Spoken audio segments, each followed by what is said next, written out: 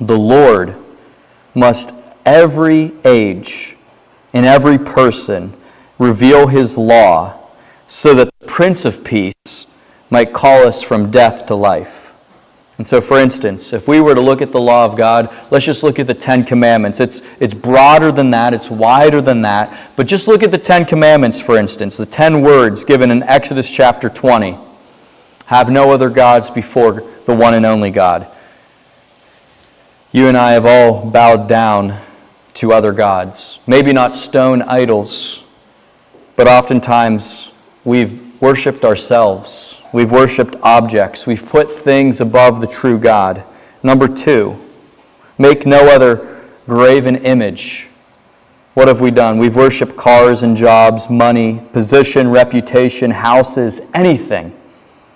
3, don't take the Lord's name in vain.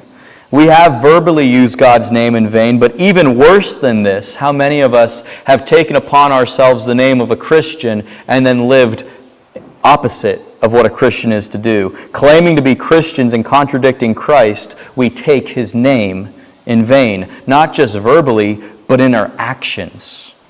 Commandment 4, honor the Lord's day, keep it holy. We've all been guilty of not treating the Lord's day as holy. Sometimes not even thinking of God in that full 24-hour span, without regard to God. 5, honor your father and mother. We've dishonored parents. God is the ultimate father, and how often have we disregarded, disrespected Him? And then also our earthly mother and father. Who among us could say that we never broke that commandment? 6, you shall not murder.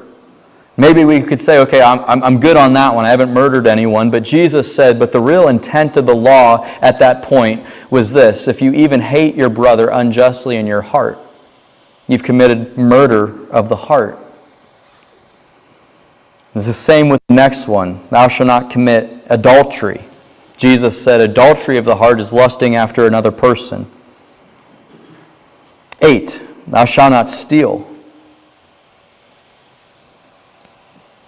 God gives us every breath.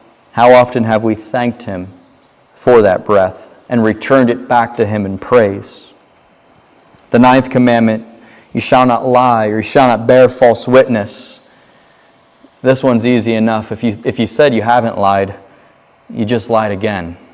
The 10th commandment, the last one, this is probably the one we might do most often because it's not physically, externally seen. It's all of the heart. You shall not covet.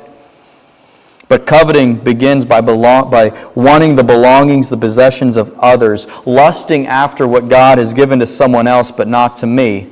And so we learn even from the 10 Commandments, the very briefest explanation of the law of God, that we have fallen at every turn. And James chapter 2 says if you've broken one of God's law, it's as if you've broken the whole thing.